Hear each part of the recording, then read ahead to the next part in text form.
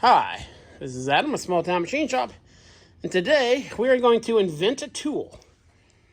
This is the lower section and seat off of a M&H fire hydrant. Now, to replace the seat seal, most fire hydrants like clothes and stuff like that have cast lips right here, and a tool comes down and sits on them. What M&H is, they grip the breakaway. I know all these terms aren't going to matter to you guys, but so what they give you is, you see this slot down there that on both sides there, right there and right there. Well, there's a pin, and it goes through that hole. There's a hole in the shaft right there, and then this guy slides over here. This is how it sits in the bottom of the fire hydrant. So when you turn it, see the hole?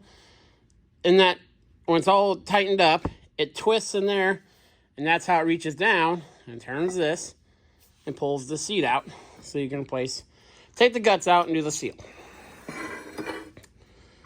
Well, if that, if that bolt shears, which it does in the one that's out in the field right now, then there is no tool right now to get this out. You have to dig up and replace the fire hydrant. Fire hydrants, especially this one, it's like 7 foot deep. Very bad area. It's in asphalt and concrete. We're talking $8,000–9,000 to replace this. So what I'm gonna do is, as this seats and seals like that, and that's down where it's supposed to be, I'm gonna make a tool that slides over the shaft and catches. I'm going to try not to catch these because you don't want to damage them. I mean, you're going to have the whole thing pulled out, so you might replace that anyway. But catch this inner part enough to go down to the bottom of here. Let me pull this off. And let me drop as much of it on the floor as I can. So I'm going to make a tool that engages on these if I can. And I think it's going to be like a hollow pipe tool, like a modified piece of pipe. And this is going to be the, R&D one. This will be the crude one that tests the theory. Then I'll take it out in the field, and I'll try to record it, me pulling that seat out. Then we'll make a much more refined one with like the milling machines and stuff. This, I'm probably just going to take an angle grinder and cut slots in it, because this is all just based on a theory in my mind of what will work. So let's get some stock. I'll kind of show you the way I'm going with this. I'll bring you back. Okay, so I got this tubing. It's 120 wall, I think. My idea is it kind of fits. It doesn't fit in there right now, really. I'll cut some slots. On the back side, because this kind of tapers, it just starts to go over them. So, my thinking is to measure these two things, cut 2 slots in it down here, so it'll go over those. And as you see, it's not really catching, it's one size too small.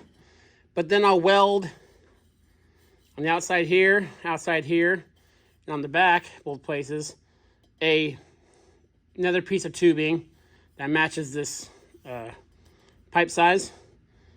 And that's what so there'll be the slots this will slide over. Those pieces I weld on the outer part will actually engage on that.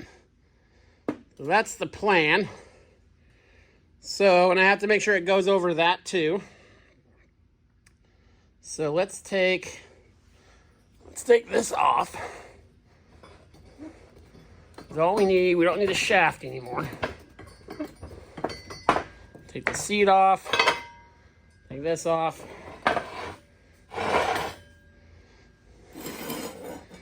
This guy slides in there.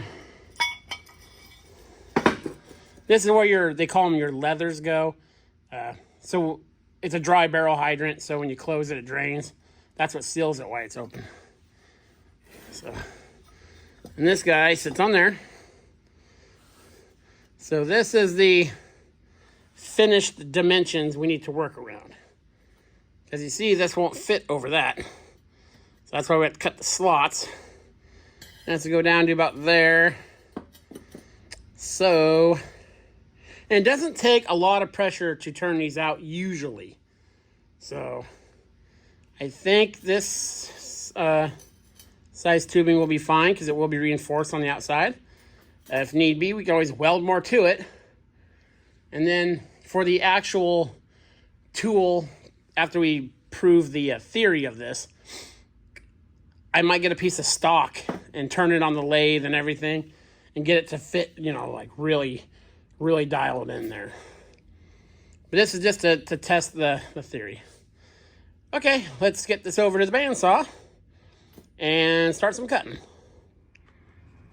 Okay, here's an update to where we are. I cut the slots in there so it fits over. And my thinking, now this is very crude and it's meant to be crude. It's meant to test the the overall design of it.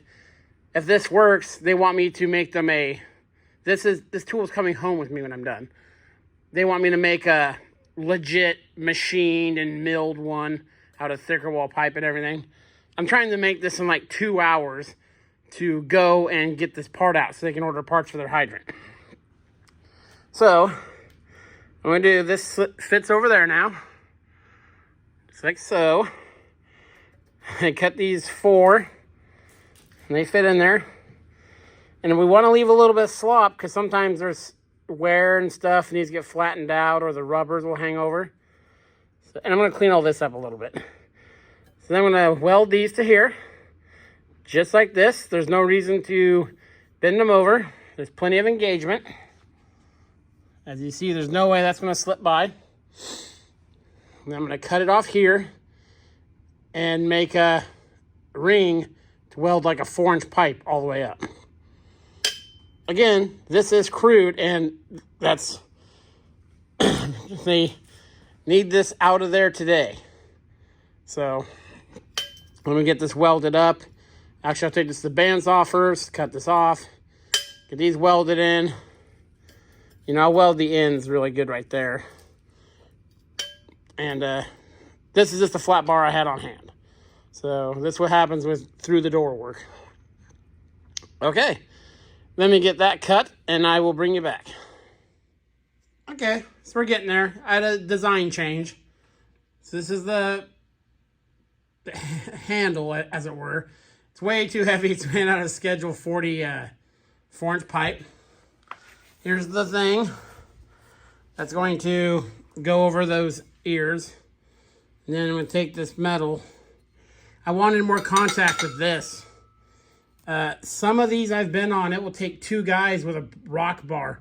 I'm going to drill 2 holes in the end of it to put a bar through. That's traditionally how these tools are made. So I wanted more connection with this. So I'll come through, weld that guy on like that. That'll give me a nice good weld area. And I'll heat and bend that down so that, you know, it's touching right there. That'll give us a lot more, and that's exaggerated because I'm still leveling this. I got a piece underneath there. So, yeah, it'll be like that. And I'll heat and bend those down. So there we go. And then I'll weld them along to this piece. That should give us plenty of strength. Okay, let me do some more grinding. And we'll get this piece welded on. Just put a couple, you know, weld a bead across this side, flip it over to the other. Once we get all the slop out of it. I want this to be as straight as possible. And then we'll put a couple tacks on these. They're going to kind of favor in towards this edge because this is where the grip is. So they'll kind of go in like that. And then we'll bend the end down. That'll be the last thing. We'll get all these fingers on. Now bend those down. And that should be plenty strong. So let me, like I said, let me do some more grinding. I'll bring you back. Okay, we're almost done here. Welding on the reinforcement pieces, also that take up the slop in that thing. Then I was gonna put the 4 on there, then I realized, duh, I only have to use this tool to get it out. So, got one reinforcement piece there, stiffener piece there. Got them mostly welded. Gotta let it cool down because they're so much thicker than that inner stuff. And then I just gotta bend those 2 tabs in, weld it up, and I think we'll be good to take it for the test tomorrow. I'll grind it up a little bit, make it look a little cleaner. But yeah, I gotta wire wheel all that still. Very cool. Almost done. I'll bring you back. Sorry I'm not bringing you guys along with the watching me weld and setting up the camera and stuff like that. I need to get this done and out the door so I can, you know, get it to them. I'm actually going to go to the job site and remove the seat for them with the tool. So I'm kind of bringing you along as much as I can. Like right now I'm taking a break to let everything cool off a little bit and get the cutting torch so I can bend those in. But I just don't have time to set up the camera, and I apologize for that. Sometimes work has to come first, so I'll bring you back. Okay, I'm gonna call this done. Ended up pretty much fully welding, pulled pieces. I still got that. I tried to smooth a face on them. Welded the inside, welded the straps. I was gonna heat and bend these, so I just put a bunch of passes in there on that side. My acetylene tank, the seal on the stem, started leaking.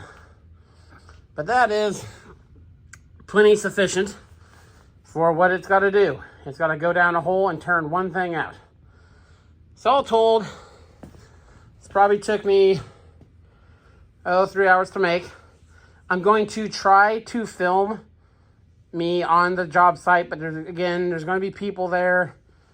And, you know, like I've said, when you're on these job sites, your time is not your own. And they want this out today. So, I'm not even going to paint it or anything. Because, again, once this takes the seat out, I'm going to... Actually, this one turned out pretty heavy duty. I'll either reinforce this one and make it clean some stuff up, make it look a little nicer, or I'll make a more substantial, little more finished one. But yeah, this tool did not exist a couple hours ago, and I'm sure it'll do the job. I don't think that's coming off there with the power of probably 2 guys turning it. So yeah, this is Adam with Small Town Machine Shop. Please comment, like, and subscribe, and thanks for watching.